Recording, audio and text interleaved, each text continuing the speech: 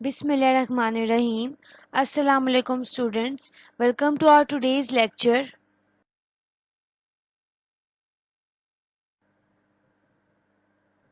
Today we will study unit number 4, characteristics of living things, and the topics of our today's lecture are similarities and differences and life cycle of a flowering plant.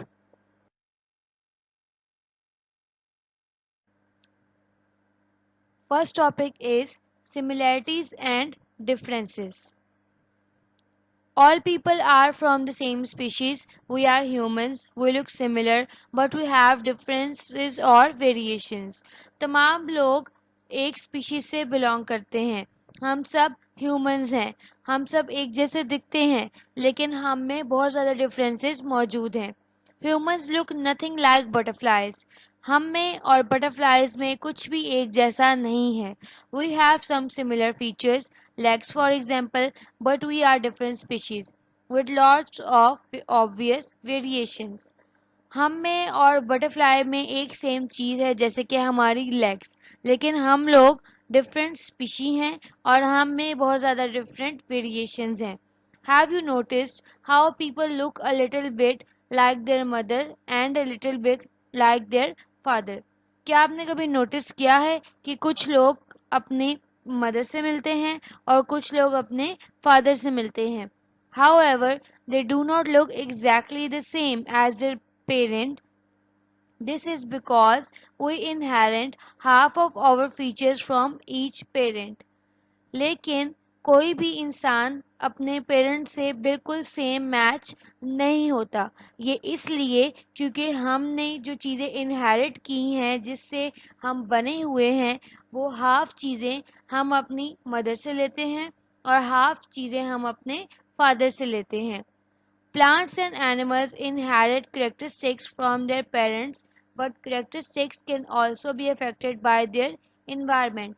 Plants और animals अपने characteristics inherit करते हैं अपने parents से, लेकिन उनके characteristics का environment के मुताबिक चेंज भी किया जा सकता है.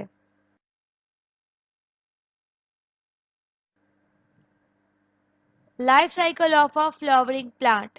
अब एक फ्लावरिंग प्लांट का हम लाइफ साइकिल पढ़ेंगे. The adult plant has roots, stem, leaves, and seeds, but it also bears flowers. In some plants, the flowers develop into fruit which contains the seeds.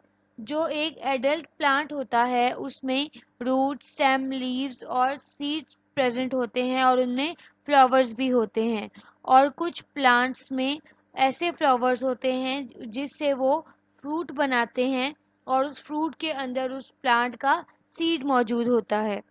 Non flowering plant grow through similar stages, but their seeds are not covered like those of flowering plants. Some plants complete their life cycle in a few weeks and others take many years.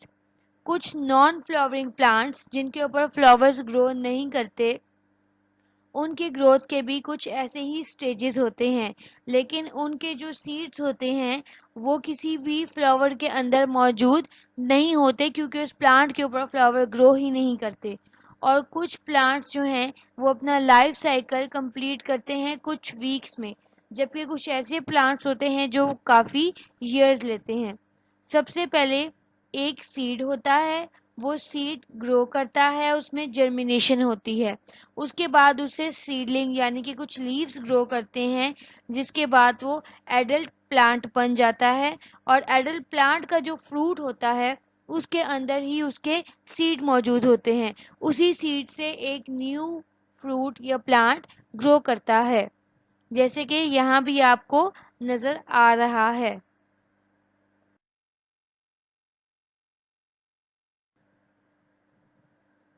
Now move on to exercise. Question number 1. Choose the correct answer. अब यहाँ पे हमारे पास कुछ statements हैं और कुछ options हैं. हमने स्टेटमेंट को रीड करके करेक्ट ऑप्शन को इन सर्कल करना है. Number 1. Another word for movement is respiration, growth, locomotion और sensitivity. कि मूवमेंट के लिए एक दूसरा वर्ड जो हम यूज करते हैं वो क्या है, तो वो वर्ड है locomotion. So it's answer is C part. Number 2, we need to look after plants and animals because they are cute. They cannot look after themselves. We depend on each other for life. It is a nice thing to do. कि हमें plants और animals की look after क्यों करनी चाहिए. So its answer is C part, क्योंकि हम सब एक दूसरे के ऊपर लाइफ की वजह से डिपेंड कर रहे हैं. Number 3, what hatches from the egg of a grasshopper? A larva, a nymph, fry, an adult grasshopper. के एक grasshopper के egg से क्या चीज hatch करती है? So its answer is a nymph. Number 4, the egg of a butterfly hatches into a tadpole, larva, fry और nymph.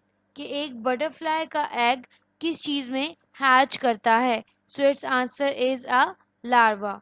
Number 5, what grows from a seed when it germinates? Roots, flowers, fruit और pods.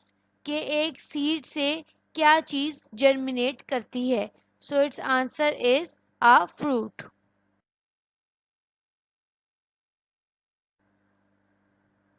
Question number 2, fill in the blanks. अब यहाँ पे हमें statements दी गई हैं और उसमें ब्लैंक्स हैं, उन ब्लैंक्स को हमने फिल करना है. Number 1, humans and other animals take in dash and breathe out dash. ये ह्यूमंस और एनिमल्स क्या चीज़ अंदर लेके जाते हैं सांस लेते वक्त और क्या चीज़ बाहर निकालते हैं. तो ह्यूमन और एनिमल ऑक्सीजन को टेक इन करते हैं और ब्रीथ आउट करते हैं carbon dioxide. Number 2, plants make their own dash by a process called photosynthesis. Plants photosynthesis से क्या बनाते हैं? तो plant photosynthesis से अपनी food बनाते हैं. Number 3, all living things do the following. इसमें हमने वो characteristics लिखने हैं जो तमाम living things perform करते हैं. So A में है हमारे पास eat, B में है हमारे पास respire, C में है हमारे पास excrete, डी में है हमारे पास हैव सेंसिटिविटी, ई में है हमारे पास मूव, एफ में है हमारे पास ग्रो, जी में है हमारे पास reproduce. Number 4, plants and animals dash on each other. Plants और एनिमल्स एक दूसरे पे क्या कर रहे होते हैं? तो प्लांट्स और एनिमल्स एक दूसरे पे डिपेंड कर रहे होते हैं. Number 5, plants produce dash which is in the air we breathe in. Plants क्या चीज़ प्रोड्यूस करते हैं जो एयर में मौजूद होती है और उसको हम ब्रीद इन करते हैं? तो प्लांट्स ऑक्सीजन प्रोड्यूस करते हैं.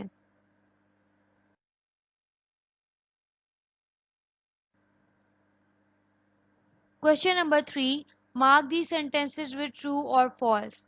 अब यहाँ पे हमारे पास कुछ स्टेटमेंट्स हैं और हमने बतानी है कि उनमें से कौन सी ट्रू है और कौन सी फॉल्स है. Number 1, plants never move. कि प्लांट्स कभी भी मूव नहीं करते. So it's answer is false, क्योंकि प्लांट्स के लीव्स मूव करते हैं. Number 2, only plant cells have chloroplast. कि सिर्फ प्लांट सेल्स में ही क्लोरोप्लास्ट मौजूद होता है. It's answer is true. Number 3, all living things grow. कि तमाम लिविंग थिंग्स ग्रो करती हैं. It's answer is true. Number 4, all life cycles have 3 stages. कि तमाम लाइफ साइकिल के अंदर सिर्फ 3 स्टेजेस होते हैं. So it's answer is false. Number 5, frogs eggs are called fry. कि फ्रॉग के एग्स को हम फ्राई कहते हैं. Its answer is false. Number 6, humans inherit all their characteristics from only one parent. कि humans अपने तमाम characteristics सिर्फ एक parent से लेते हैं. So its answer is false.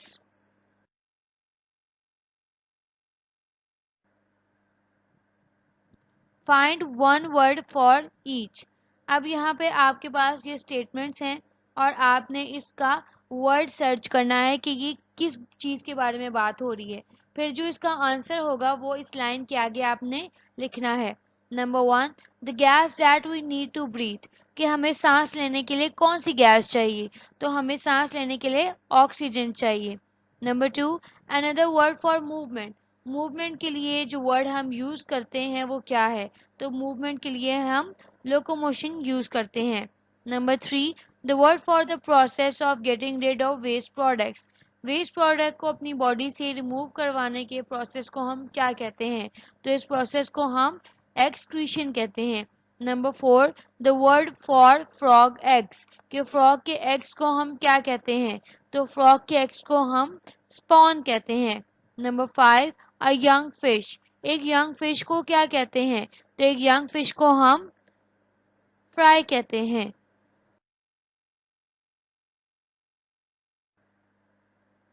Okay, so now students, we will meet in next lecture. Until then, Allah Hafiz, stay home, stay safe.